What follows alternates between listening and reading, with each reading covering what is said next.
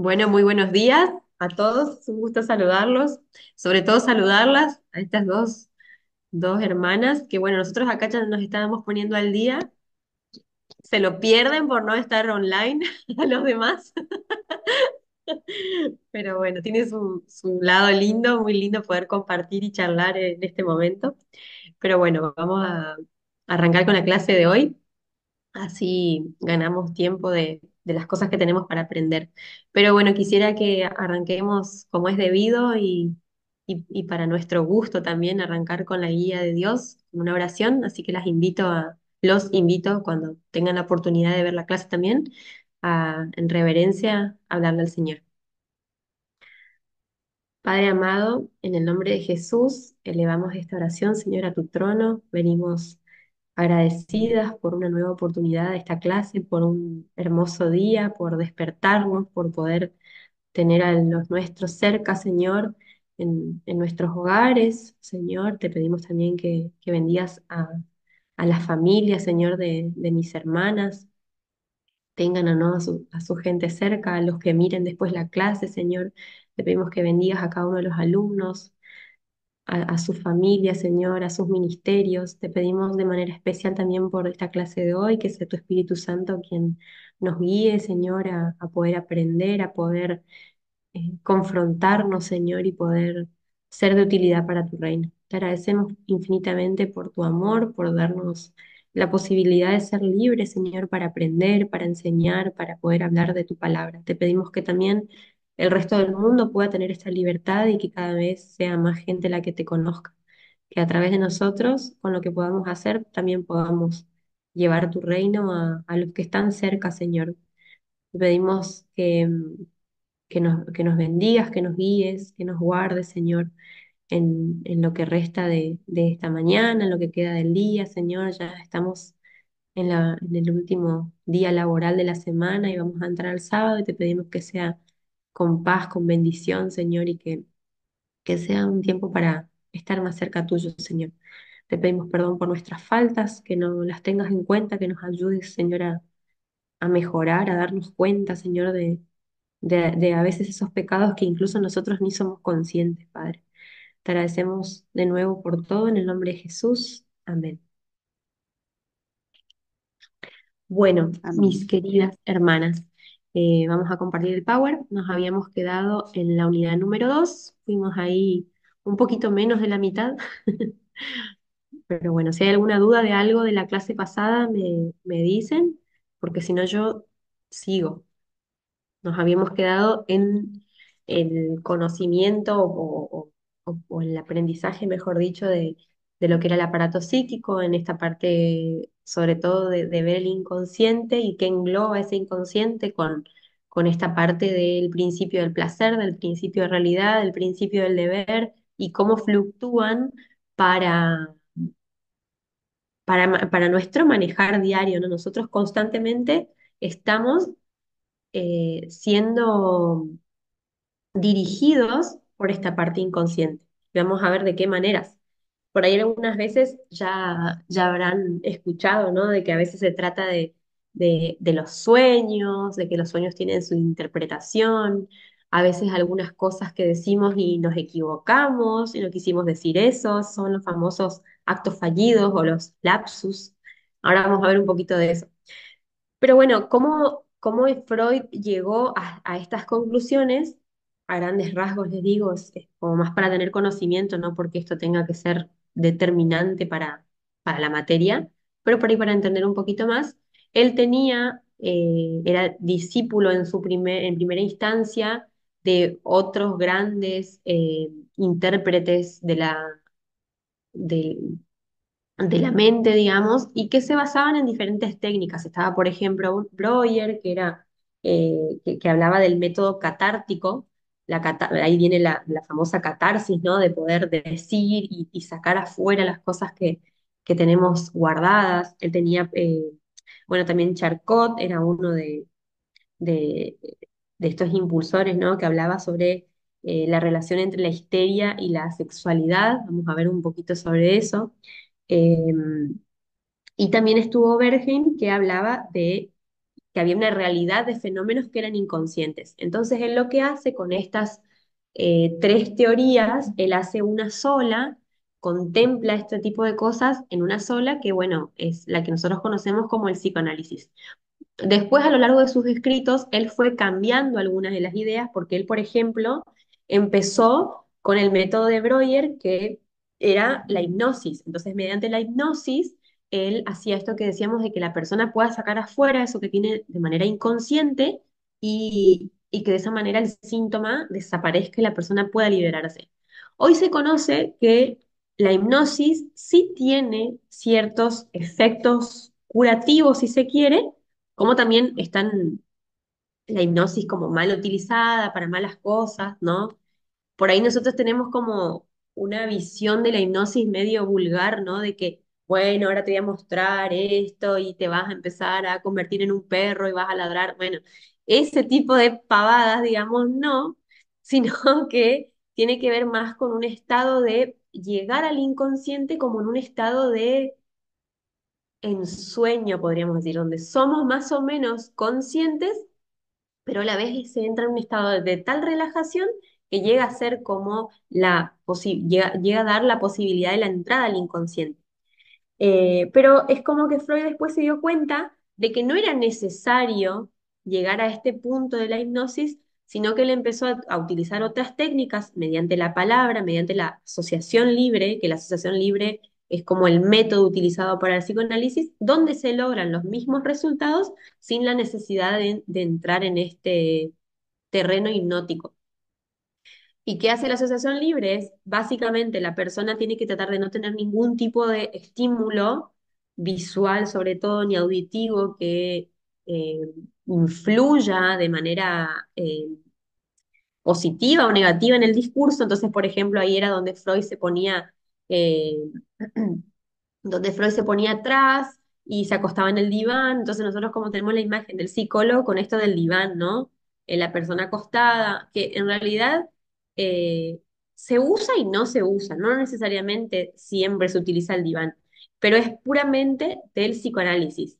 Después hay otras ramas de la psicología que no utilizan el diván, sino es un cara a cara. Bueno, son diferentes técnicas. Entonces, en la asociación libre, la persona va relatando un hecho y el psicoanalista va como cuestionando y tratando de introducirlo en terrenos que la persona como que ni sabe por qué se mete.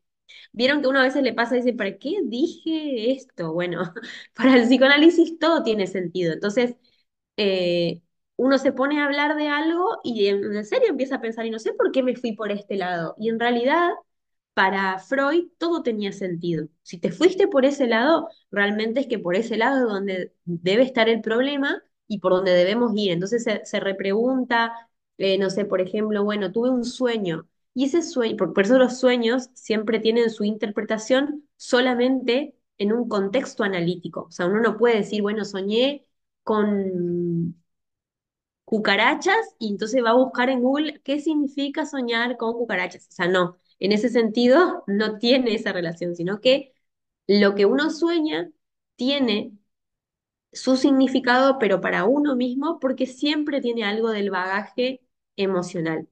Hay diferentes tipos de sueños. Están los sueños que son latentes y los sueños manifiestos. Los sueños manifiestos generalmente son los sueños de los niños. Por ejemplo, eh, la mamá no le dejó ir a la plaza ese día, entonces a la noche sueña con un cumplimiento de deseo manifiesto que es juega que pudo ir a la plaza. Entonces nosotros también tenemos ese tipo de sueños, ¿no? Bueno, soñé que me compré, no sé, la planta que quería. Bueno, ay, qué lindo sueño. Era como un cumplimiento de deseo bien manifiesto.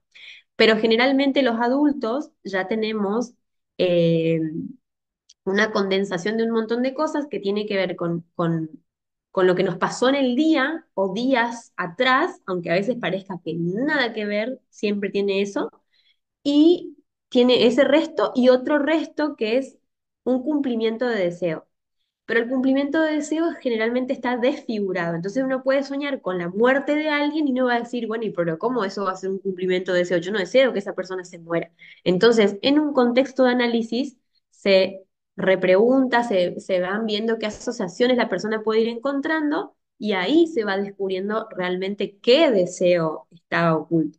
Y el deseo en psicoanálisis es súper complejo, no vamos a entrar en eso, eh, pero no siempre es un deseo que nuestra conciencia desea. Ahí está la parte del ello, de lo que desea y a veces no puede estar en la realidad, en fin, un montón de cosas, pero eso es como para explicarles un poquito.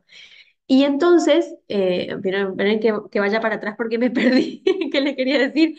Eh, bueno, el inconsciente tiene estas manifestaciones, entonces la asociación libre es una de las técnicas que se utiliza para que esto pueda salir a flote, no, se hace en este contexto de análisis.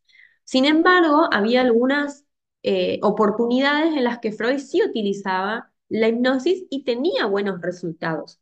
Y acá cuenta, ustedes van a ver después en el libro, un ejemplo, pero este es un caso de Breuer específicamente, de que dice que había una chica joven que era violinista. No, esa no es la violinista está después, que era una joven de 21 años que tenía como que empezó a tener una sintomatología medio rara, mientras estaba cuidando a su papá que estaba enfermo. Empezó como a somatizar y empezó a tener una parálisis, contracciones, una confusión mental, era como síntomas extraños. Y sobre todo, uno de los síntomas que apareció es que la chica tenía mucha sed, pero había como algo que no la dejaba tomar agua. No podía tomar agua. Entonces se le acercaba un vaso a la boca y la chica no podía tomar. Entonces solo apagaba la sed comiendo frutas, por ejemplo. Y entonces, bajo la hipnosis, Breuer descubrió que empezó a decir cosas, empezó a salir del inconsciente, sobre todo de esta parte del principio del placer, donde empezó a decir palabras muy feas a su institutriz. Y esa institutriz decía que en cierta ocasión ella, en cierta ocasión dice que se encontró con que un perro estaba tomando agua de su vaso. Y a ella le pareció horrible, pero nunca comentó ese hecho. La historia es re larga, digamos, si uno va a la fuente, digamos, de Freud, ahí tiene toda la conclusión. Pero bueno, eh, entonces como que mediante esa asociación en el estado hipnótico llegó a eso, ¿no? Entonces empezó con estas palabras de reproche y después empezó a decir que había encontrado a este perro que tomaba de eso y como que era como realmente horrible para ella. Y en un momento, la paciente estaba como muy eufórica y pidió un vaso de agua. Al tomar el vaso de agua en ese estado de hipnosis, Breuer la despierta, por decirlo así, y entonces se encuentra con el vaso y pudiendo tomar agua. Entonces, desde ahí el síntoma dejó de ser, digamos. Eh, entonces, al despertarse con el vaso de agua es lo que sirvió para poder normalizar su situación. Entonces, Freud después de ahí había tenido algunas conclusiones. Entonces, el síntoma neurótico, ese síntoma que aparece por una causa psicológica o emocional, está relacionado con un recuerdo desagradable que ya fue olvidado. Cuando fue olvidado de manera inconsciente, se dice que es reprimido, porque un olvido normal, sin que sea inconsciente, es como, bueno, me olvidé de, no sé, de cerrar la bolsa de basura, por decirles. Me olvidé de cómo era la cara de esa persona. No necesariamente todo es represión. Tiene que haber un recuerdo que sea desagradable para la conciencia. Entonces, otra de las conclusiones que surgió a partir de ahí es que cuando la persona se desahoga, cuando confiesa el conflicto, se pueden eliminar los síntomas. No siempre de esa manera desaparece al 100%, pero sí puede lograr a veces la eliminación total. Entonces ahí está el poder de la palabra, el poder desahogarse, el poder hablar, el poder sacar afuera todo lo que nos hace mal. Sobre todo cuando se logra esta parte inconsciente, mucho más. Eh, Entonces, esa parte de lo inconsciente es muy interesante porque ahí está el núcleo de las cosas que realmente nos pasan. Eh, Generalmente cuando aparece un trastorno de la conducta, digamos, un trastorno de la personalidad, cuando hay realmente problemas mentales, tienen que ver directamente con traumas infantiles, sobre todo. Hay cosas que nos pasan en la vida adulta que pueden significar también o que pueden derivar en trastornos, pero sobre todo tiene que ver mucho con los traumas infantiles. Entonces, el autor hace una analogía con el cemento, que me parece muy buena, que dice que el niño es como el cemento fresco porque cualquiera puede venir a dejar una huella en él, o sea, hasta un ave. Y sin embargo, el adulto es como un cemento más endurecido, que dice que ni un elefante puede dejar huellas en él. Pero sí es cierto, la parte buena es que bueno, la parte mala, digamos, de dejar huellas malas en un niño es que es tan flexible, ¿no? Y tan moldeable. Hay que tener mucho cuidado con lo que uno hace con esas cabecitas. Pero a la vez los niños tienen una permeabilidad, tienen una flexibilidad mucho más grande que si uno trata las cosas a tiempo también logran sanar mejor. Nosotros como tenemos ya ese cerebro más duro, como ese cemento más endurecido, es más difícil, pero sin embargo, las experiencias traumáticas pueden ser sanadas porque ese cemento, bueno, puede ser roto también. Eh, Bueno, acá tienen ejemplos para mirar después que me parecen interesantes que se puedan leerlos. Pero es interesante ver cómo la mente nunca deja de recepcionar todo lo que pasa. Y todo es todo. Todos los estímulos que incluso nos parecen imperceptibles, que son realmente imperceptibles para la conciencia, para nuestro inconsciente sí son perceptibles. Por eso tiene mucho que ver los ambientes en los que uno se relacione, los ambientes en todo sentido, no solo con la gente, que eso es bastante importante, ¿no? Una de las cosas más importantes, pero también las cosas que tenemos como estímulos. Si un niño, por ejemplo, se cría en un estímulo con mucho ruido, puede pasar dos cosas, digamos, bueno, varias cosas, pero o puede ser una persona que sea muy ansiosa después, o que esté muy alterada, o que se ofusque mucho, o una persona que todo el tiempo busque tranquilidad porque no la tuvo. Entonces, lo que nosotros escuchamos eh, tiene mucho que ver. Si todo el día tenemos en nuestra casa la tele prendida con noticias, que generalmente son malas, algo de eso se va grabando. Eh, lo mismo que si todo el tiempo estamos comiendo mal, o sea, somos un todo, en todo sentido. Nuestro cuerpo responde eh, de acuerdo a lo que nosotros le vamos dando. Entonces, la mente no lo es todo, sino que es una parte de nosotros. Eh, pero bueno, como que la mente es un grabador, ¿no? Y todo el tiempo está recibiendo las cosas que nosotros le damos y como hay cosas que le son innecesarias y están como en la memoria a corto plazo, ¿no? Y después se van, como que ocupan un poco de lugar, y algunas cosas no les son interesantes y se dejan, pero hay otras que dejan bastantes huellas y van quedando en el inconsciente, ¿no? ¿Y qué pasa? Ese poder, esa fuerza, ese inconsciente tiene, bueno, tiene fuerza y tiene poder y nos hace expresarla de una u otra manera y muchas veces, como dice el autor, nos traiciona. Y dice un ejemplo me encantó porque es re manifestación del inconsciente. Dice, recuerdo la reunión de una institución fraternal en la que por ausencia del presidente, la sesión fue comenzada por el vicepresidente. Durante casi una hora, el vicepresidente había gozado de la dirección de la asamblea. Pero de pronto hizo su aparición el presidente. Rápidamente el vicepresidente dijo a la asamblea en alta voz y con mucho entusiasmo: Hermanos, tengo el gusto de anunciarles que el señor presidente ha hecho su entrada. Obviamente tenía el disgusto de que aparezca. Fue un lapsus, un acto fallido, pero no lo podía decir. Pero sin embargo el inconsciente lo traicionó y salió lo que realmente sentía. Eh, Como les decía, el inconsciente puede ser conocido de diferentes maneras, ¿no? Nosotros tenemos esta parte de los sueños, los famosos actos fallidos, eh, los síntomas cuando se trata de afecciones emocionales o las famosas las enfermedades psicosomáticas, deja ver, digamos, el síntoma algo de lo inconsciente. El síntoma siempre es un aviso, una alarma de que hay algo por detrás que no está siendo resuelto, que nuestra mente no lo puede resolver, entonces necesita de alguna manera busca resolverlo y muchas veces busca resolverlo mediante el síntoma. eh, Dentro de las afecciones psicosomáticas se considera que el síntoma tiene o es un beneficio secundario.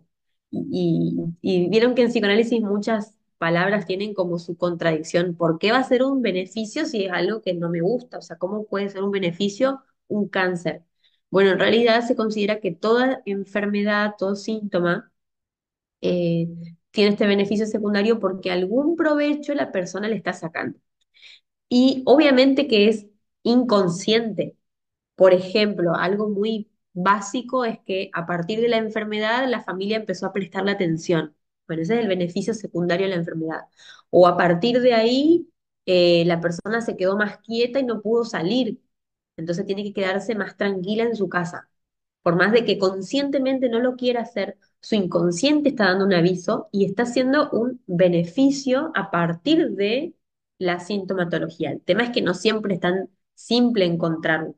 Cuando uno puede hacer consciente ciertas cosas, la persona puede llegar a un indicio de sanación, pero no lo es todo, ¿no? Son como varias cosas. Primero es detectar que sea una enfermedad no orgánica. Pero hay diferentes maneras de conocer, no se asusten con esto solamente para mostrarles, hay diferentes formas de conocer lo inconsciente y en psicología, digamos, utilizamos mucho las técnicas proyectivas. Las técnicas proyectivas tienen que ver con plasmar en un papel o plasmar verbalmente lo que vemos en un papel y a partir de ahí vamos haciendo otras asociaciones. La más conocida, bueno, no sé si la más conocida, pero una que capaz escucharon hablar, que es muy conocida, es el test de Rorschach, que es este, donde hay 10 imágenes que, eh, bueno, tienen un montón de interpretaciones, incluso el test de Rorschach es uno de los más difíciles de interpretar, tiene su especialización aparte, es como bastante complejo y entonces la persona va haciendo sus asociaciones mediante lo que ve en cada una de las imágenes. Después se contabiliza, interpreta una por una y en un todo y se sacan conclusiones. Después está otro que es el test de percepción temática y después también está el TRO, que ese es el TAT, test de percepción temática, que es para niños, y uno parecido que es el test de relaciones objetales, que es para adultos, que más o menos es lo mismo. Entonces son una serie de imágenes donde la persona tiene que describir qué ve y tratar de contar una historia. Generalmente nos cuesta mucho hacer eso. La persona describe, es como que veo una mujer que, no sé, está espiando a otro, dicen, por ejemplo. Y en realidad es como que la idea es que escriban una historia, pero tienen imágenes re interesantes. Algunas son como eh, medio tenebrosas, como esta. Entonces, bueno, la idea es evaluar, investigar, indagar sobre miedos, sobre relaciones de objetos, es decir, quiénes son las personas más significativas para mí, por qué, etcétera. Después, uno que es bastante conocido es el casa árbol persona. En inglés es el famoso HTP, House Tree Person.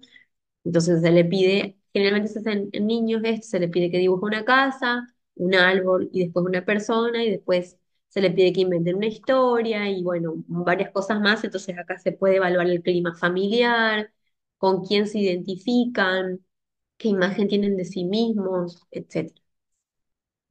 Y otro que es bastante conocido es el de la persona bajo la lluvia, que es sobre todo uno que se utiliza mucho para la selección de personal, para en los carnés de conducir y demás. Entonces, todos los test tienen su importancia, realmente las proyecciones gráficas tienen muchísimo de lo inconsciente. Lo interesante es que no existe el eh, agarrar un dibujo aislado sin un contexto terapéutico y analizarlo. Sobre todo también lo que se hace es que se toman una batería de test, se dice que se toman varios test juntos y a partir de ahí eh, se analiza, digamos, todo el conjunto. Tiene que ser en un tiempo determinado, dentro de un contexto terapéutico, se tienen que tomar ciertos test en orden y, y bueno, y se analizan en un conjunto, se analizan de manera individual, pero después también en un todo. Por ejemplo, algún indicador, no sé, por ejemplo, la persona no dibuja paraguas. Bueno, puede significar que no tiene defensas, que la persona no sabe cómo afrontarse a la situación eh, estresante, porque se considera como que la lluvia es el factor estresante. O dibuja las gotas de cierta manera que significan angustia. Bueno, en ese test puede significar eso, pero después se tiene que mirar el conjunto, más la entrevista, y sobre todo cuando se trata de niños, la entrevista con los padres, para ver si tiene una relación, porque un indicador solo no tiene relación. Por eso a veces nos sirve que a un psicólogo le traigan un dibujo X y decir, ay, ¿qué significa esto? Mi hijo dibujó esto. Bueno, están los que creen demasiado y excesivamente, están los que no creen nada. Pero bueno, eh, vamos a otro punto que es, bueno, ¿cómo conocemos al inconsciente? Y hay una relación que marca el autor que es de lo inconsciente y el Espíritu Santo. Entonces, hay un autor que es Víctor Frank, que es un hombre que estuvo en el Holocausto, y él escribe varios libros. En uno de esos él cuenta su experiencia de cómo fue vivir en ese tiempo. Él era obviamente de origen judío y por eso estuvo ahí y cuenta toda su experiencia, digamos, en ese tiempo en el que él estuvo en encierro y todo lo que sufrió y demás. La verdad que es un libro muy interesante. Y, y la parte que él utiliza, digamos, para hacer su teoría no es solamente todo el sufrimiento, sino el sentido. Entonces, en sus obras, él manifiesta que la vida tiene un sentido. Y justamente bueno, la teoría de él es la logoterapia, donde para él el sentido, bueno, él articula la psiquiatría, la psicología eh, con la espiritualidad, porque ahí habla de cómo es el sentido de la vida a partir de eso. Entonces, él habla de una psicoterapia a partir de lo espiritual. Él decía que la esperanza humana es como el núcleo sano de toda persona. Entonces, uno es sano a partir de esa esperanza, decía él. Y esa es como la dimensión más libre y auténtica. Y entonces, a pesar de todo lo que él vivió, él pudo descubrir que la vida tenía un sentido más allá del sufrimiento y de las secuelas que quedaron para él a partir de ahí, pero porque su vida estaba más allá. O sea, su sentido de vida iba mucho más allá de lo que la circunstancia podía traer. Entonces, él habla bueno, de esa esperanza, obviamente que esa esperanza es la fe, es lo que él, es su creencia en Dios. Entonces, su teoría se basa en eso y él habla de la relación o sea, del elemento espiritual y de cómo nosotros tenemos como un inconsciente, que hay como una parte del inconsciente que es como impulsiva, pero por otro lado está esa parte del inconsciente espiritual, que según él todos tenemos y eh, que nos lleva o nos puede llevar a, a darle ese sentido a la vida, que es eso que uno tiene adentro, que no se da cuenta pero que está y que depende de nosotros tratar de sacarlo a flote para que pueda, digamos, tener el provecho necesario, ¿no? Para que esa vida realmente tenga sentido. Eh, entonces él decía que esa expresión de lo inconsciente espiritual está tanto en los incrédulos como en los creyentes, digamos, pero está en todos. Así que si alguno puede leer alguno de sus libros, es interesante también. Víctor Frank. Eh,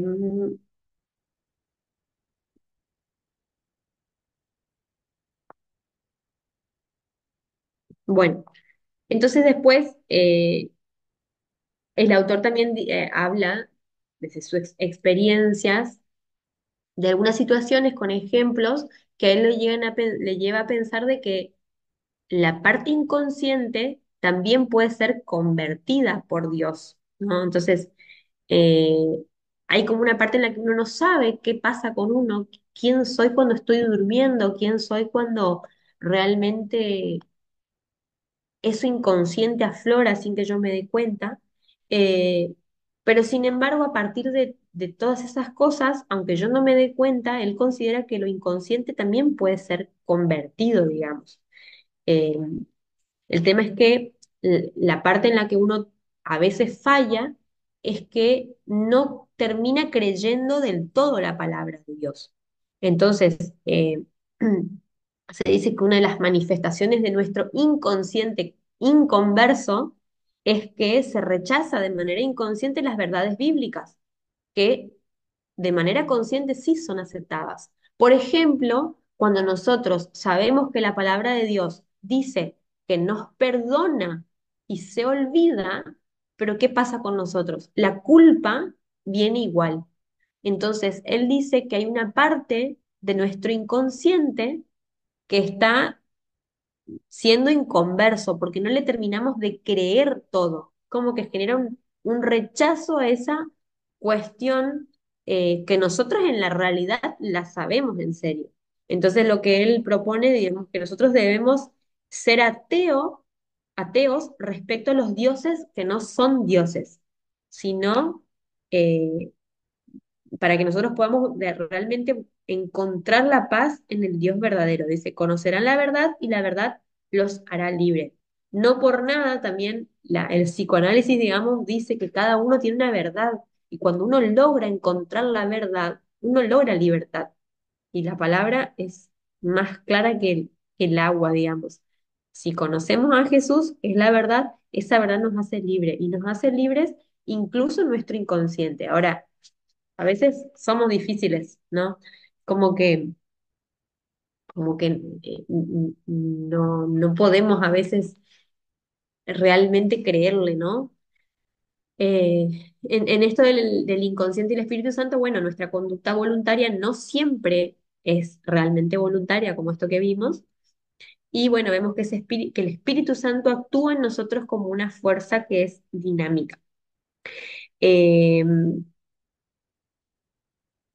O sea, que quiere decir esto, que nosotros, en la primera parte, nosotros tenemos almacenado algo en nuestra en nuestro inconsciente que está vivo, pero que a la vez puede puede conspirar en nuestra contra, ¿no? Como que a veces nos delata, pone de manifiesto un montón de cosas que a veces nosotros no las queremos ver, justamente por eso la mandamos para otro lado donde no se ve, la reprimimos. Eh, Ahora, lo interesante es esto de ver de que el Espíritu Santo actúa de una forma dinámica, una fuerza dinámica, porque trabaja incluso en esas partes que nosotros no somos conscientes. Trabaja sobre nuestro inconsciente también, en las partes en las que uno no se da cuenta de por qué hace lo que hace, ¿no? Entonces, lo interesante también es determinar y poder separar qué impulsos nosotros tenemos a veces que le atribuimos al Espíritu Santo, pero que no son del Espíritu Santo, sino que es nuestro inconsciente únicamente que viene como a darnos una mala pasada. Entonces, a veces confundimos esas fuerzas, ¿no? Una con la otra. Entonces, ¿qué propone el autor? ¿Qué podemos hacer nosotros para distinguir qué verdaderas cuáles son las verdades del inconsciente y cuáles son las verdades del Espíritu Santo? O sea, cuál es la que nos estamos dando. ¿Cómo podemos saber si es el Espíritu Santo? Tan fácil o tan simple, mejor dicho, no fácil, pero tan simple como traerlo a la palabra. Nada de lo que nos diga o que nos venga a mostrar el Espíritu Santo va a estar en contra de la palabra. Entonces, si son nuestras fuerzas únicamente, vamos a darnos cuenta de que no tiene relación con la palabra. Y sobre todo, no nos da como paz en la certeza. Eso es como un agregado mío. Es como que cuando uno tiene una certeza que viene de Dios, no solo tiene su correlación con la palabra, sino es como que nos da una paz, por lo menos el saber, capaz que no tenemos resuelto el problema, pero saber alguna cosa es como que nos trae tranquilidad. Em, entonces, lo interesante es saber que si Cristo reina en nuestra vida, en la parte que nosotros sabemos, obviamente que también reina sobre nuestro inconsciente, o sea, nos conoce, ¿sí? Incluso dice el autor, nos protege de él. Eso es interesantísimo, nos protege de nuestro propio inconsciente. Entonces la pregunta es, ¿el inconsciente es un instrumento de Dios o de Satanás? Lo interesante es saber que lo inconsciente se encuentra, como decíamos, como el imago Dei, la imagen de Dios, esa parte que está introyectada, obviamente inconscientemente, que es de Dios. Y como es un lugar al que solo puede tener acceso eh, al 100% Dios, obviamente que no va a ser una herramienta del diablo porque no lo conoce, o sea, no conoce puede conocer nuestra historia, pero no sabe lo que hay en el fondo, solo lo sabe Dios. ¿Me siguen hasta acá? Bueno, y la escritura también afirma que el Espíritu Santo convence al mundo de pecado, ¿no? Juan 16:13. Entonces, ¿qué pasa? Nos convence de pecado, pero nosotros no queremos darnos cuenta del pecado. Obviamente, como que nos escabullimos, queremos buscar justificativos, muchas veces son conscientes, pero muchas otras veces no. ¿Y qué hace nuestra mente? Utiliza un montón de mecanismos que son inconscientes que los utiliza como instrumentos, digamos, para no reconocer nuestra condición de pecador, de pecadores. Nos esconde la realidad. Eh, Esos mecanismos los tenemos todos tenemos mecanismos inconscientes, que son los famosos mecanismos de defensa, que vamos a ver ahora, y que son difíciles de controlar y manejar. O sea, todos los tenemos y nos sale solo. O sea, no es que uno va a estar pensando, bueno, no voy a aplicar ahora este mecanismo de defensa, no voy a reprimir nada de esto desagradable que me pasó. O sea, no, es algo que pasa solito. ¿Por qué? Porque nuestra conciencia interpreta que hay algo que puede ser perjudicial para nuestra integridad, para nuestra moral, para nuestra conciencia, para nuestro diario vivir. Entonces los manda para el inconsciente. Pero ¿qué pasa? Juega en contra, en cierto sentido, con eh, el espíritu de Dios porque no nos hace ver la realidad que a veces necesitamos ver para poder trabajar nuestro pecado e incluso trabajar las cosas que nos están haciendo mal para poder sanarlas realmente. Entonces, el inconsciente lo que hace es mandar las cosas para otro lado para que nosotros no seamos conscientes al 100% de lo que está pasando. Entonces, estos mecanismos de defensa son varios. Vamos a ir viéndolos. Eh, Dentro de la teoría de Freud, digamos, él dice que hay como una fuerza interna, una fuerza que él le dice pulsión, que incluso bueno, los libros de Freud estaban originalmente escritos en alemán, porque él era alemán, y la traducción se considera que fue como mal traducida porque él utiliza una palabra que se escribe como Trief, vendría a ser Tris, no sé cómo se pronuncia, te debería terminar como en F, pero bueno, se escribe Trief, y en la traducción algunos libros la pusieron como instinto. Y en realidad después fue corregido y dicen que él no quiso decir que es instinto porque lo instintivo es como más de lo animal, sino que él habla de pulsión, que habla como de una fuerza interna que está como en el medio entre anímico y lo somático, es decir, lo que se siente y lo que se percibe en el cuerpo, y es como un representante de todos esos estímulos que vienen del interior del cuerpo y que intentan salir para afuera de alguna manera. Entonces, ¿cómo lo hace? Eh, con síntomas, ¿no? Entonces intenta salir para afuera de alguna manera y los mecanismos de defensa lo que hacen es como que los frenan, va y viene, pero siempre como que algo deja salir. Eh, entonces estos mecanismos, mecanismos de defensa, acá, bueno, acá los separa entre los destinos de pulsión, pero para que ustedes no se compliquen, los vamos a ver todos como mecanismos de defensa. Bueno, como les decía, la represión es uno de esos y quería empezar diciéndoles, contándoles un ejemplo que hice acá como para que se entienda mejor. Bueno, me gustan los ejemplos que él pone porque son como muy claros. Dice, eh, se trata de una joven violinista, acá está la violinista, que para su desgracia, tan pronto como se apagan las luces y el salón se llena de olor a tabaco, se ve atacada por un indecible e inexplicable pánico y por más esfuerzos conscientes que haga para dominarlo, no lo consigue ni ejercitando toda su voluntad. A medida que sus fuerzas se van agotando en esta lucha, empeora su condición y al final queda paralítica del brazo y en consecuencia imposibilitada de tocar el violín. No tiene entonces otro remedio que acudir a un profesional de la salud mental. Este le pregunta si no habría alguna fuerte impresión o susto que sufriera cuando niña, pero ahora es incapaz de recordar porque el suceso no se halla al alcance de su conciencia. Mediante el tratamiento psicoterapéutico, que supongo que habrá sido esto de la asociación libre, se descubre el siguiente acontecimiento, que la propia madre de la muchacha confirma. En una ocasión, cuando ella tenía 4 o 5 años, su padre se acercó a la cuna para besarlo. La habitación se encontraba a oscuras y al inclinarse él, se le cayó el cigarrillo que prendió fuego en las sábanas y cobertores. La niña recibió un gran susto, a pesar de que el padre apagó rápidamente las sábanas encendidas. Tratando de probar que era valiente, procuró olvidar el incidente. Obvio que es inconsciente esto que hizo. Sin embargo, cuando ya es adulta y se repiten las mismas condiciones de oscuridad, olor y humo de tabaco, un tremendo miedo almacenado en lo inconsciente provoca los síntomas que hemos descrito.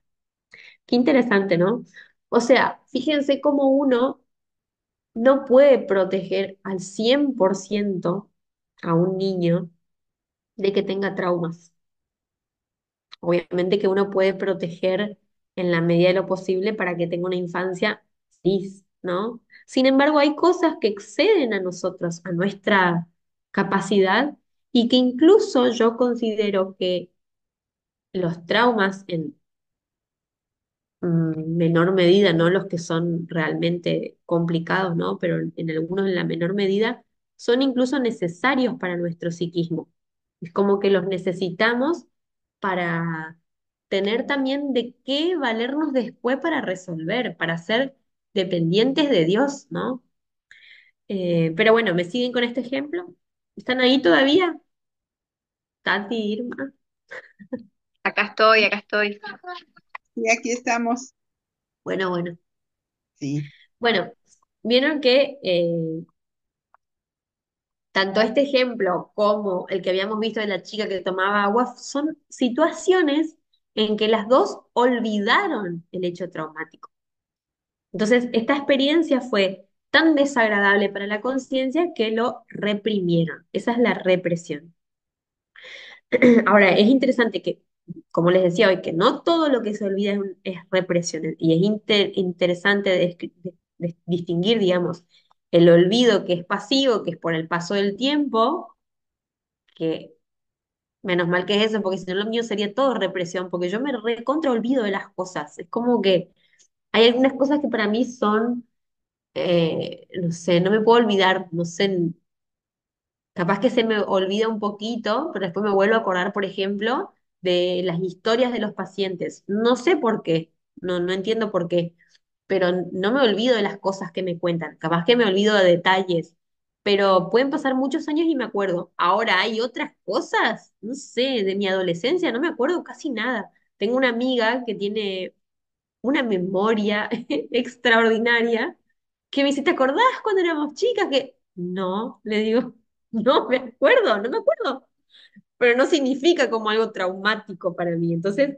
eh, en cada uno funciona distinto. Hay gente que se acuerda, por ejemplo, desde los 3 años. Yo no me acuerdo nada, no sé, desde antes de los 5, 6, es como que no me acuerdo. Entonces, hay una cosa que es el olvido pasivo y otra que es el olvido activo, justamente que es inconsciente y que es el que intenta liberarnos de un recuerdo que fue perturbador realmente. Entonces, hay muchas situaciones que nos pueden pasar o que en las que podamos somatizar hoy en día, en la actualidad, en la vida adulta, que pueden tener que ver con esos hechos reprimidos. Pero bueno, hay que distinguir a uno del otro, ¿no? Eh, Ahora, para que un olvido sea represión, tiene que existir ese mecanismo que es inconsciente. La persona no tiene que darse cuenta. Ahora pone otro ejemplo que me gusta. Dice, supongamos que un niño, me gusta porque lo explica bien. Dice, supongamos que un niño tiene, que un matrimonio tiene un niño con un vocabulario que es muy grosero. Entonces, es muy pequeño para comprender que la familia recibe una visita muy importante y que hay ciertas palabras que no deberían decirse en su presencia. Y por otro lado, el chico es muy activo y siempre está en movimiento. Es imposible mantenerlo quieto en una silla o en una pieza. Entonces al padre se le ocurre una solución, dice, encerrarlo en el sótano un par de horas hasta que se vaya la visita. Bueno, dice, ¿estará el chico tranquilo en el sótano? ¿No estará tratando por todos los medios de escaparse? ¿Qué pasaría si lograra abrir la puerta? Algo semejante, obviamente que esto es solamente una analogía, dice que algo semejante ocurre con lo que nos resulta perturbador o desagradable. Lo primero que nosotros hacemos es mantenerlo encerrado en el sótano, de lo inconsciente, obviamente, ¿no? Y lo segundo es que nos esforzamos para que no escape, para que no salga de ahí eso que nos pasa. Y por eso recurrimos al olvido activo. Y hay un tercer momento que dice, cuando el niño logra salir para gritar furiosamente sus palabrotas. Es decir, que hay una manifestación del ello.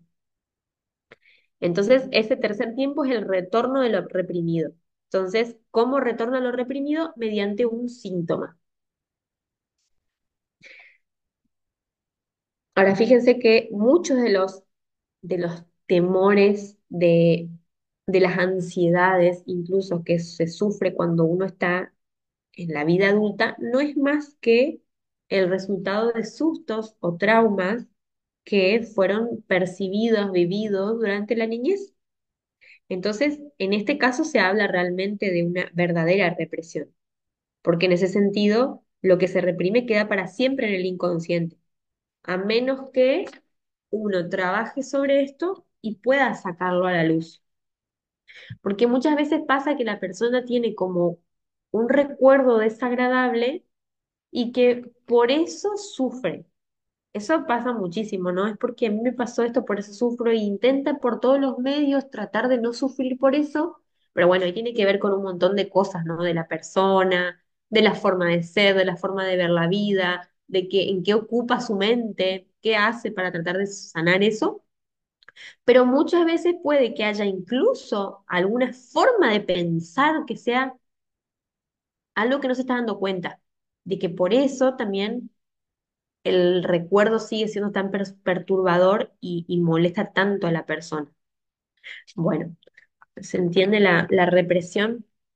Después, otro mecanismo de defensa que podríamos decir que es como el mejorcito o el que no va en contra de nosotros o de nuestra conducta que debería ser nuestra conducta de fe, es la sublimación. Eh, Del latín, digamos, sublime significa como elevado, sublime, alto, como elevar, ¿no?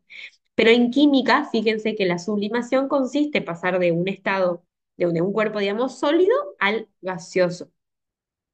Es como un pasaje de una cosa a otra, pero sobre todo tiene que ver con esto de de la elevación, con lo sublime.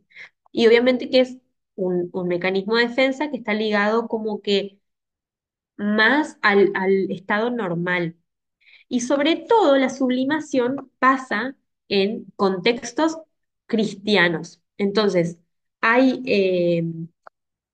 obviamente que acá no se refiere al orgánico, no es esto del estado líquido y gaseoso, nada que ver, sino que es inconsciente. Entonces, se dice que es un mecanismo de defensa exitoso porque conduce como a la vida sana, mientras que la represión, bueno, conduce a la neurosis, a sentirse mal.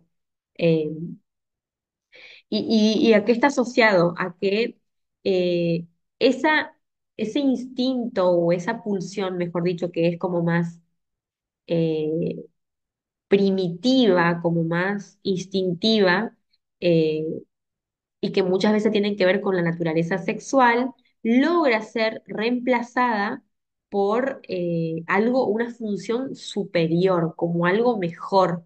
Entonces se logra sanar una conducta, un instinto impulsivo que viene probablemente del ello, con un acto moralmente aceptado y que realmente le trae paz a la persona.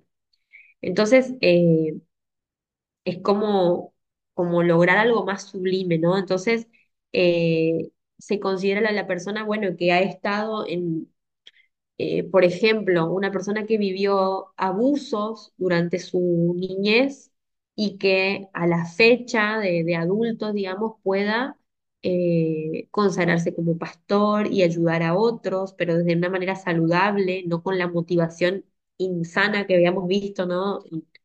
En la semana anterior, o una persona que puede utilizar todo lo traumático que le pasó para ayudar a otros. Entonces es como que la sublimación lo eleva a un estado mejor. O sea, se pasa de un estado malo a uno mejor, por eso se dice que se eleva. Ahora, eh, plantea el autor de este libro que existe una palabra que le pone que es como la desublimación, que habla como una sublimación fracasada. Y bueno, y lo pone como ejemplo que dice, eh, donde digamos, se ocupa de la problemática de los hijos de pastores que se apartan de la iglesia y de las buenas costumbres. Es como una sublimación fracasada. Un ejemplo nada más. Después, otro mecanismo de defensa es la somatización. Que acá, bueno, como que algo mencionaron ustedes la semana pasada y que tiene que ver justamente con las afecciones a nivel físico, las afecciones orgánicas, los dolores en el cuerpo, las enfermedades,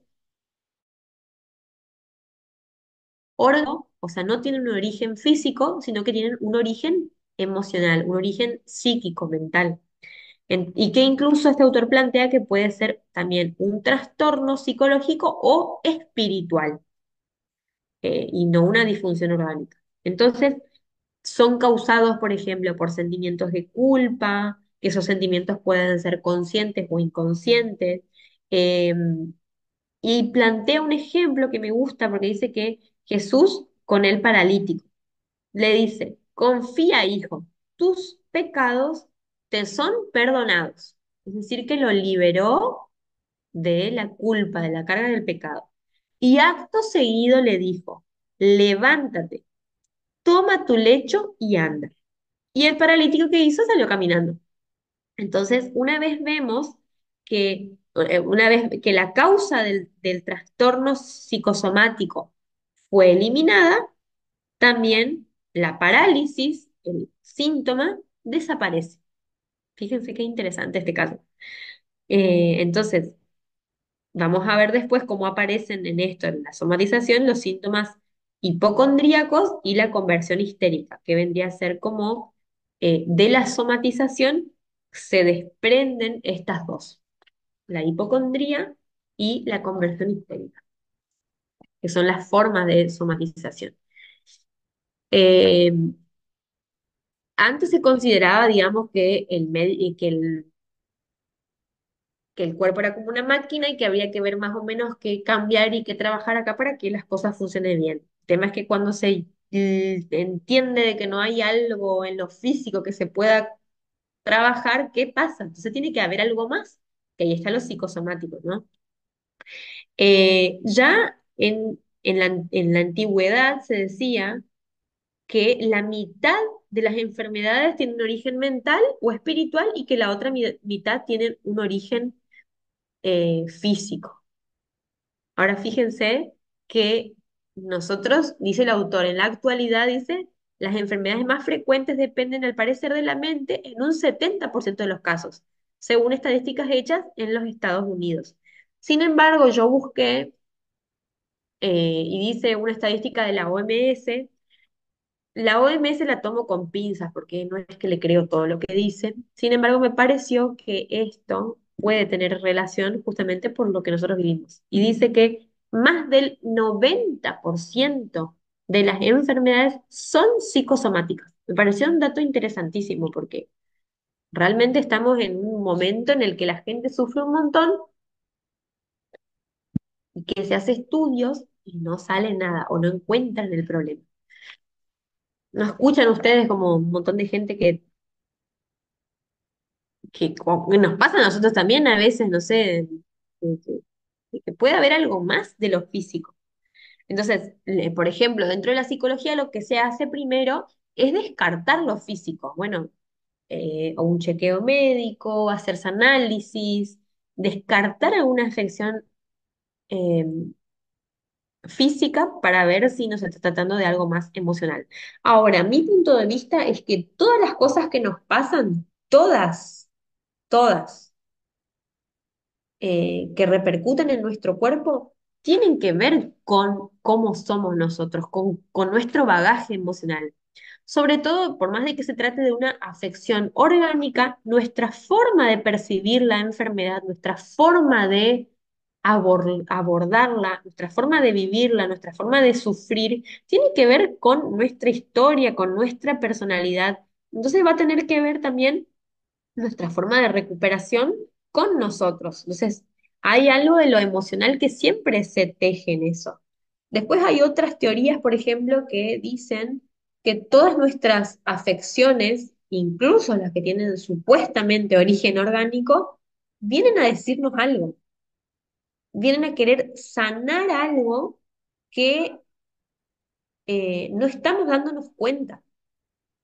Entonces es interesante pensarlo desde el más allá las enfermedades. ¿Qué nos está queriendo decir esa enfermedad? Porque generalmente el cuerpo, que es muy sabio, nos va dando avisos, pero muchas veces nosotros no le prestamos atención. Y lo que hace muchas veces, no digo siempre, muchas veces la medicina va a trabajar el síntoma. Entonces, eh, la causa, por más de que muchas veces se encuentra físicamente mediante la medicina, también está buenísimo interesarnos o investigar un poco en esa parte emocional. ¿Qué nos quiere decir? ¿Qué tiene que ver conmigo esta parte del cuerpo afectada? ¿Qué tiene que ver con la historia de mi familia? Porque muchas veces las enfermedades se acarrean de generación en generación. Muy interesante pensarlo desde una manera más amplia, ¿no?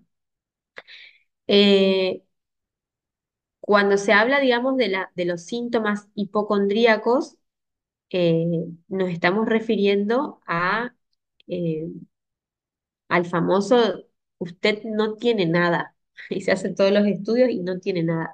Pero ¿cómo determinamos si es una hipocondría o no? Y muchas personas dicen incluso, ¿cómo es que no tengo nada? Si yo siento que me estoy muriendo.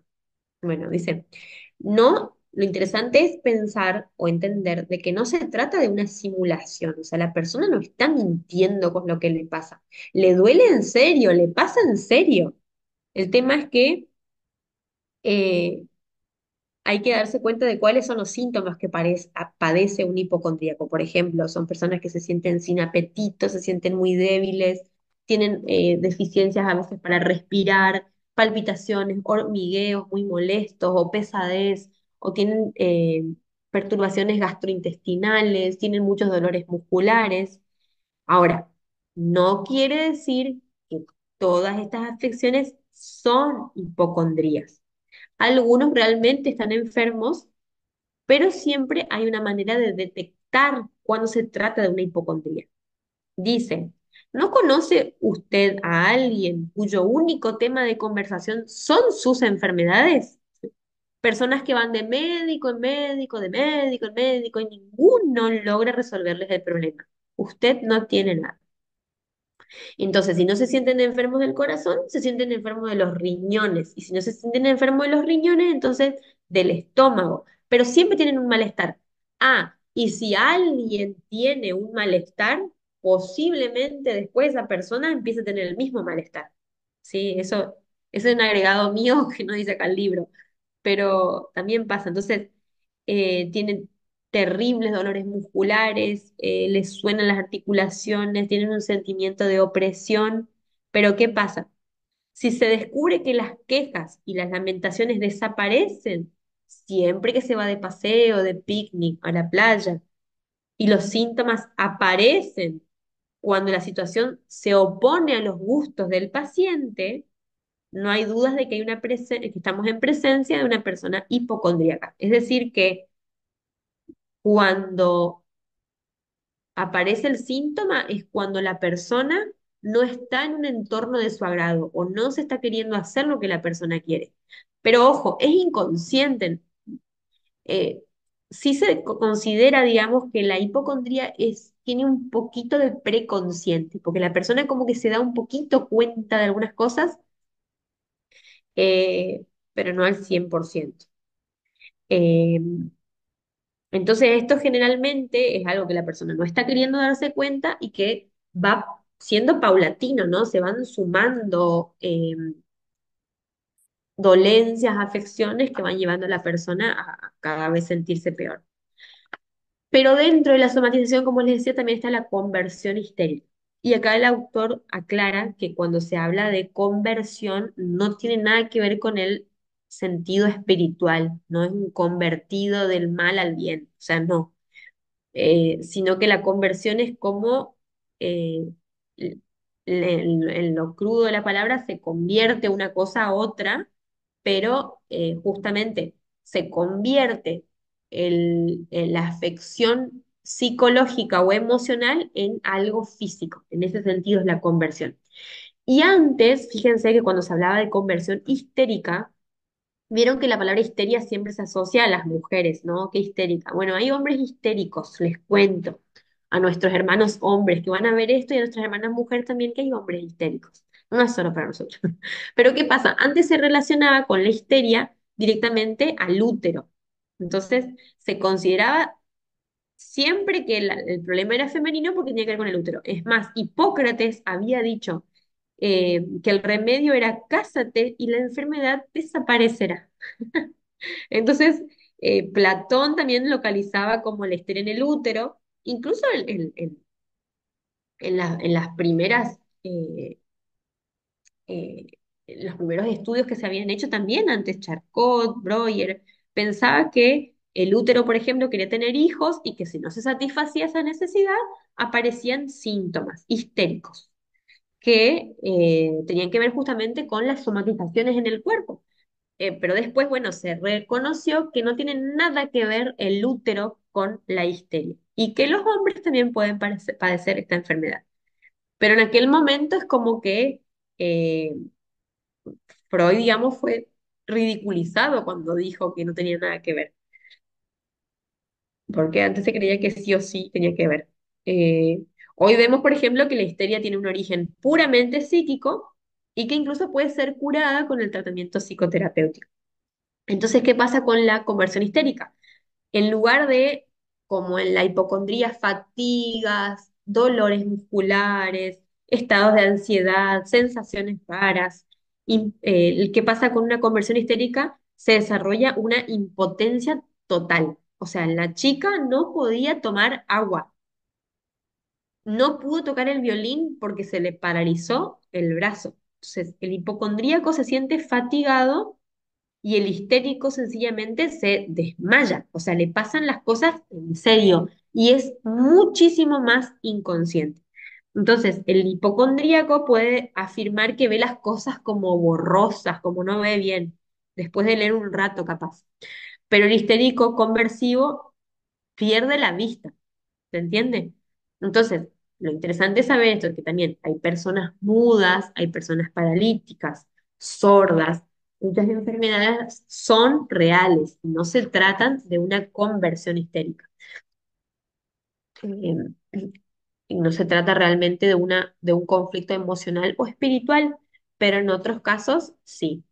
Entonces, todo, toda persona que convierte inconscientemente sus dificultades en impotencia física está usando el mecanismo de la somatización, ¿sí? Es la conversión histérica. Entonces, la persona que somatiza de esta manera no está hablando así como habla el hipocondríaco de su enfermedad, ¿no es cierto?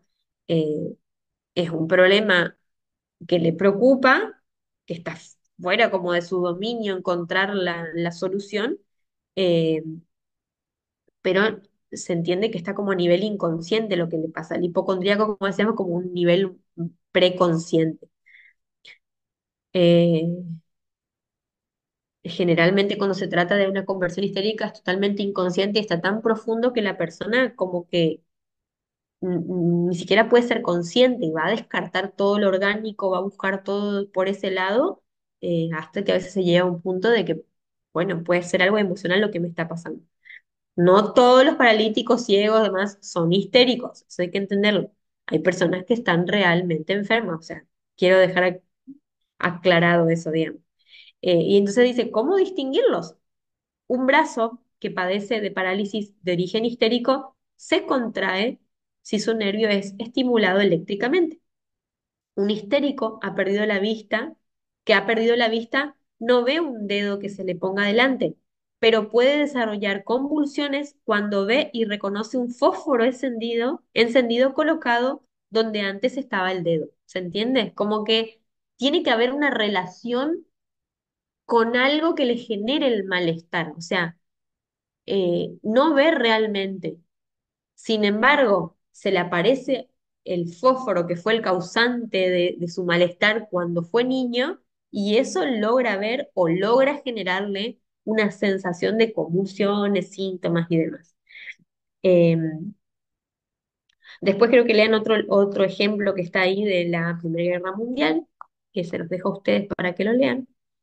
Y bueno, más o menos se entiende esto de la somatización. ¿Conocen personas así ustedes? Sí, sí.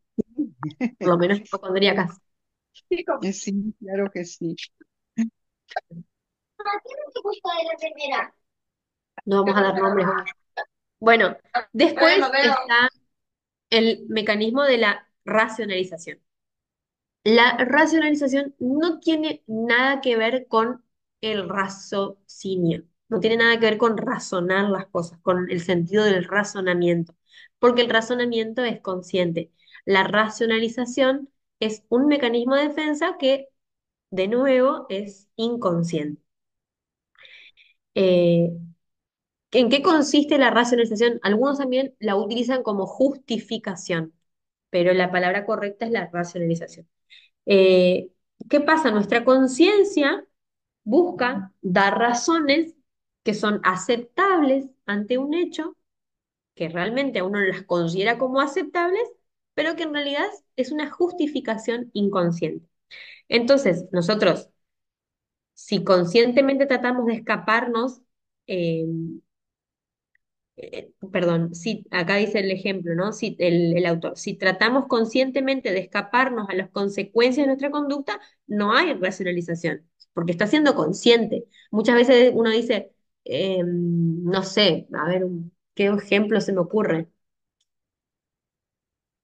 Que puede ser real, pero que es una excusa, no sé, no voy a ir porque estoy cansada.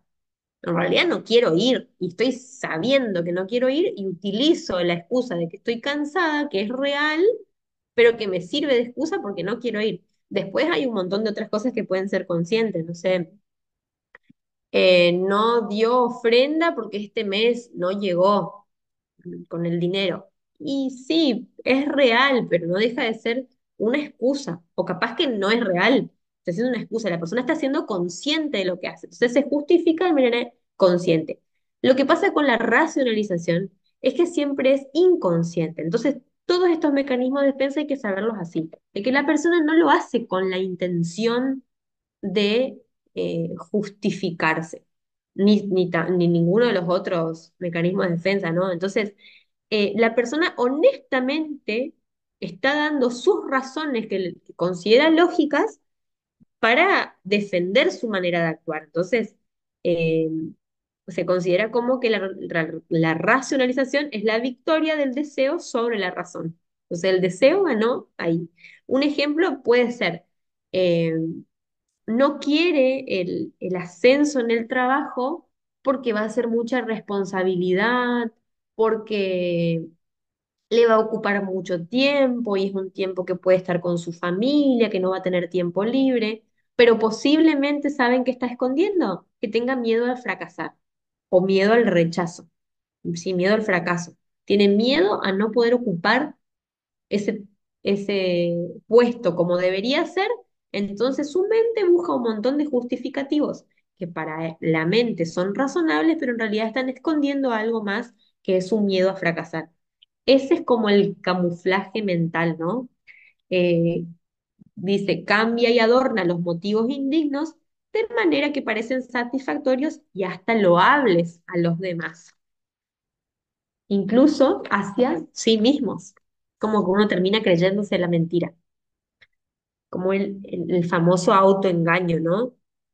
Entonces, eh, que incluso puede ser mucho, hay que tener en cuenta este mecanismo dentro de la iglesia, ¿no? ¿Cuántos justificativos pueden haber para hacer supuestamente cosas buenas, pero capaz que se oculta detrás otra cosa, o para no hacer algo, ¿no es cierto?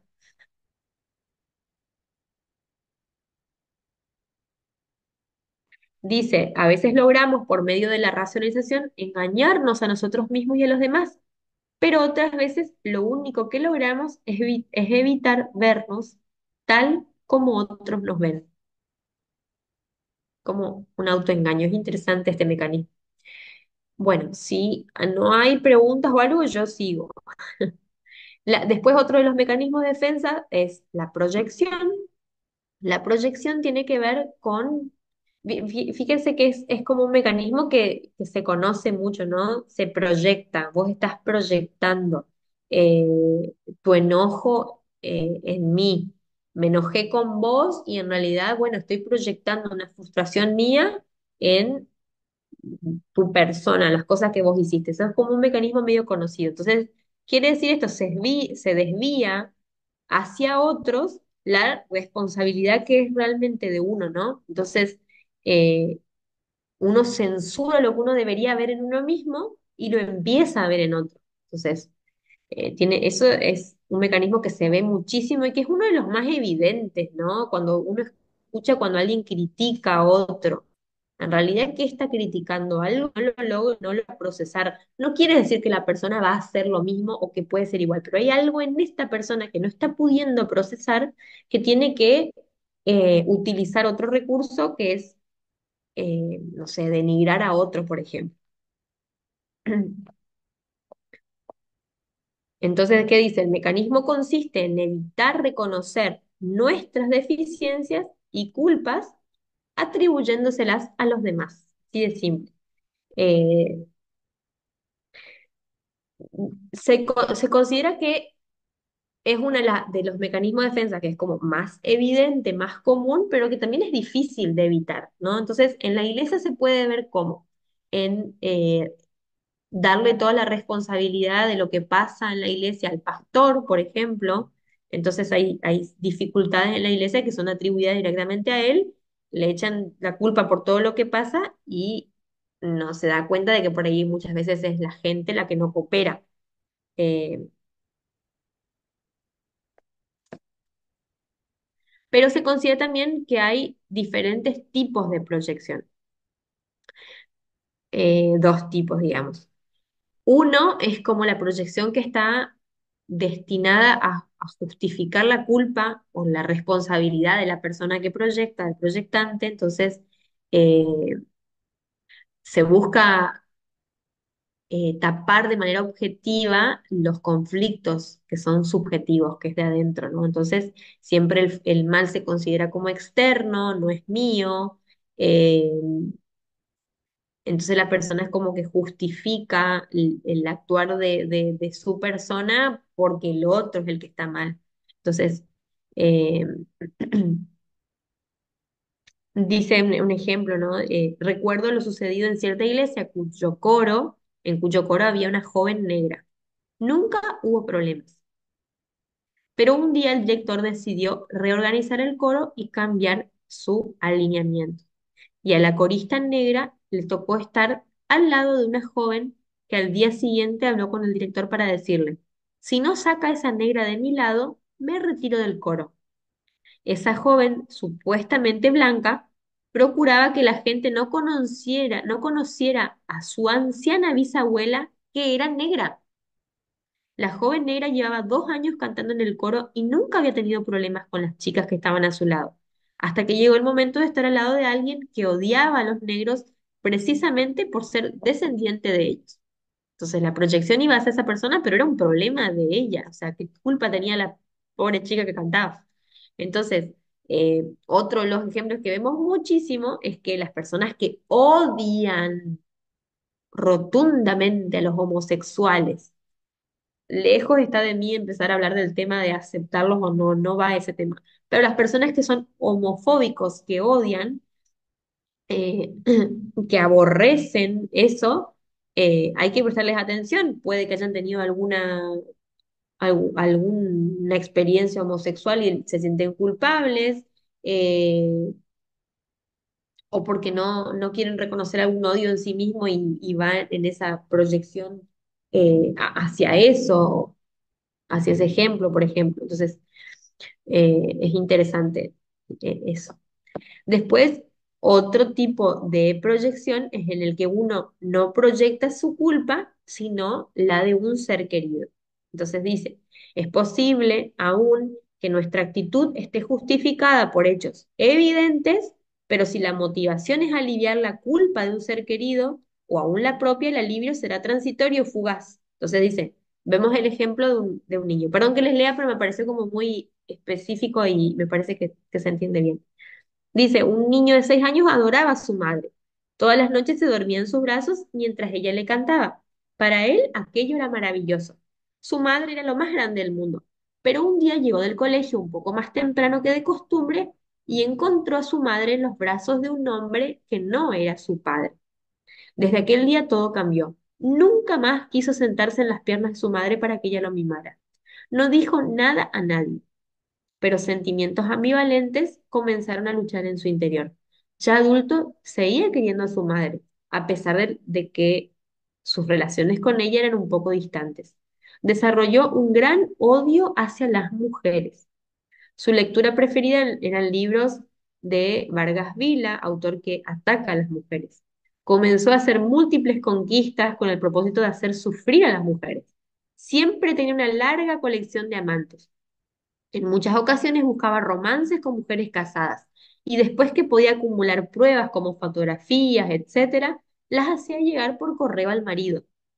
Frases como todas las mujeres son prostitutas, no hay una sola mujer que valga la pena, a la larga son todas iguales, eran corrientes en sus labios. Veía a las mujeres a través de los lentes de su propia frustración, al comprobar que su madre no era lo que él esperaba.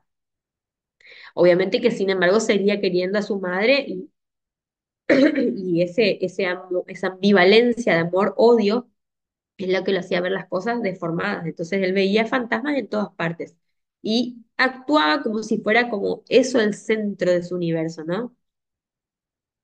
Y el otro tipo de proyección, dije dos, pues son tres, perdón, es la frustración, y lo menos importante, proyectada hacia Dios. Entonces es el que nos creó con la posibilidad de pecar, o lo malo que hay en el mundo es por culpa de Dios. Entonces, de esa manera uno evita la responsabilidad moral incluso. Eh, una evasión que lleva incluso a muchas personas a desear que Dios no exista. Entonces, si Dios no existe, entonces no habría nadie que nos exija como una moral a seguir. Entonces, si Dios no existe, nada es ilegal. eh, pero si Dios existe, es el responsable de mi conducta, entonces Él me hizo así como soy. Y si Él no existe, entonces yo puedo hacer lo que yo quiera. Entonces, es interesante porque desde Adán, fíjense cómo ya existió la proyección. Empezaron los hombres. Dice, la mujer que me diste por compañera que me dio ese fruto y yo lo comí. O sea, la serpiente me engañó y yo comí, dijo la mujer. Como que ninguno se hizo cargo, o sea, era siempre una proyección. Pero generalmente eh, en la proyección la gente puede llegar a darse cuenta. O sea, la proyección es un mecanismo de defensa que al ser evidente, si la persona tiene predisposición, puede llegar a darse cuenta y hacer cierto cambio, ¿no es cierto? Em, a ver si no quiero que nos olvidemos de algo acá.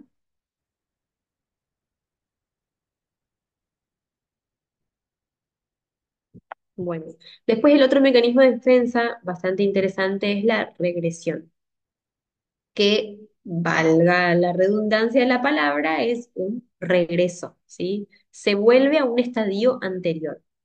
Eh, ¿Qué pasa? Cuando hay una persona que se encuentra frente a una dificultad, frente a algo que no saben manejar, van a un estadio anterior donde en su niñez su conducta pudo haber sido suplida de alguna manera que los haya hecho sentir protegidos, ¿no? Entonces pudieron, esa conducta les sirvió para resolver el conflicto de cierta manera, entonces ahora de adulto lo vuelven a hacer, pero ahora de adulto como que uno se pone en ridículo, por ejemplo, no sé, en vez de razonar debidamente alguna cosa, eh, la persona se va corriendo y cierra de un portazo la puerta. Entonces, eh, es una conducta regresiva. Y el ejemplo que dice acá me encantó, porque dice que había un joven que visitó a su novia y ella le había dicho algo que le había disgustado a este hombre. Entonces eso le llevó a estar una hora sin hablar. Y fue el tiempo que la chica pudo resistir, entonces después se fue, sin saber qué es lo que le había pasado, se cansó y se fue. El problema más grave es que él tampoco sabía por qué no le habló. Entonces, se descubrió, digamos, que de chiquito él asumía esa actitud cuando tenía algún problema. Se encerraba en sí mismo, se ponía en un rincón y no hablaba. Entonces la mamá venía al instante y le decía, ¿qué pasa, mi hijo querido? ¿Estás enfermo, mi amor? Recibía toda clase de mí. Si la madre lo había castigado por algo que había hecho, todo quedaba saldado. El joven recuerda estos hechos de su niñez, pero no tiene ni la menor idea de que podían de esa manera afectar su vida adulta. Sin embargo, lo que él estaba esperando era que su novia reaccionara como su mamá, que lo mimara, que le preguntara si estaba enfermo, etcétera. Al no obtener su propósito inconsciente, pensó que ella no lo amaba, pero no lo dijo y cayó en un círculo vicioso. ¿Se entiende? Entonces, la regresión tiene que ver con volver a una conducta anterior que nos servía cuando éramos niños. Por ejemplo, los enojos desmedidos, como digo, los portazos, llorar, porque se quiere conseguir de la otra persona cierta actitud que tenían con nosotros cuando éramos chicos. Entonces hay una forma en la que no se sabe manejar eh, lo que está ocurriendo y se usan estos recursos inconscientes. Entonces, eh, lo importante es que para que este mecanismo, para que se frustre el mecanismo, para que no tenga su poder, digamos, es conocer y descubrir por qué tenemos esas conductas así, para que de esa manera podamos liberarnos de ellas. Ver qué pasaba en nuestra infancia con este chico, por ejemplo, que él pueda darse cuenta de que no porque alguien no venga a socorrerlo cuando deja de hablar, va a dejar de ser amado. O sea, no por eso nadie lo ama, ¿se entiende? Ahora, ningún ser humano puede escaparse al 100% de este mecanismo. Todos tenemos algún mecanismo regresivo. Porque nosotros en realidad somos niños en algún punto más o menos heridos. Todos tenemos nuestro niño interior eh, sano o herido, pero todos tenemos una partecita de niño herido. Todos, todos, todos, todos, todos. Algunos en mayor medida, obviamente, y otros en menor medida. Pero de alguna forma todos lidiamos con el niño interior de alguien. Por eso es interesante, incluso sobre todo cuando uno se casa, es entender de que uno se casa en parte con el niño de esa otra persona y que va a tener conductas, que vamos a tener conductas que dejan ver este mecanismo regresivo. En muchas ocasiones nos vamos a comportar como niños porque hay una parte que no está resuelta y lo tenemos todos. El tema es no quedarnos en eso, sino tratar de verlo, ¿no? A veces se sabe un poco conscientemente de que es un recurso que utilizamos y logra su cometido, entonces, pues se vuelve a repetir y uno lo puede hacer consciente. Por ejemplo, si estamos hablando de este tema incómodo y, y uno se larga a llorar y el otro se calla, y bueno, no vamos a hablar de esto porque, bueno, entonces un mecanismo va repitiendo, se adopta y después se suele seguir utilizando eh, y no es sano, digamos, ¿entiendes? A ver, ¿qué hora estamos? Todavía tenemos tiempo. Bueno, en un ratito ya las voy a dejar porque tengo que ir a buscar a Luz. Bueno, em, voy a decirles este último y ahí dejamos. El aislamiento. El aislamiento generalmente se considera como un mecanismo que está asociado a la neurosis obsesiva, o al famoso TOC, el trastorno obsesivo compulsivo, pero que también es un mecanismo que puede estar presente en un montón de personas. Y lo interesante es que este autor propone verlo en las crisis matrimoniales. Él dice que es un aislamiento es un mecanismo que él ve en algunos matrimonios. ¿Por qué? Porque lo que pasa con este mecanismo es que hay una disociación, digamos. Eh, Se quita la representación del afecto, se dice en psicoanálisis. Es decir, que hay como sentimientos ambivalentes bueno, constantemente en los vínculos tenemos sentimientos ambivalentes, amor, odio, eso es como algo que es normal en los vínculos, pero que hay puntualmente eh, una situación o un contexto en la que hay dos, hay como un conflicto de emociones, ¿no? Hay dos emociones que están siendo sucumbidas en ese momento y que no logran estar juntas, por eso se aíslan. Por ejemplo, una persona puede quemársele la casa y ser un hecho muy traumático y la persona lo cuenta como si no pasara nada. Entonces, hay un efecto, hay un aislamiento, ¿no? Entonces, algo que me tendría que generar tristeza, lo estoy contando como si no pasara nada. Entonces, hay dos emociones que están juntas, pero en realidad estoy aislando la correcta de la situación. Entonces, él lo cuenta como también puede ocurrir en matrimonios. Hay personas que eh, tienen las dos corrientes, ¿no? Todas personas tenemos la corriente de la ternura y la sexual.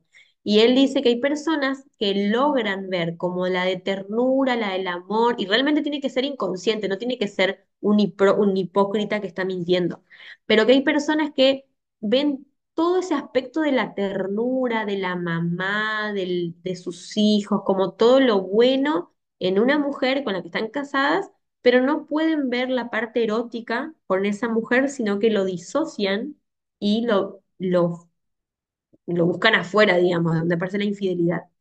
Entonces son personas que hacen esto, parecen los triángulos amorosos, pero ¿qué pasa? Lo que tiene que pasar es que para que realmente sea inconsciente y no sea una hipocresía, la persona tiene que realmente no entender por qué hace eso, ¿no? ¿Por qué aparece esa contradicción? Si yo amo a mi esposa, ¿por qué estoy haciendo esto?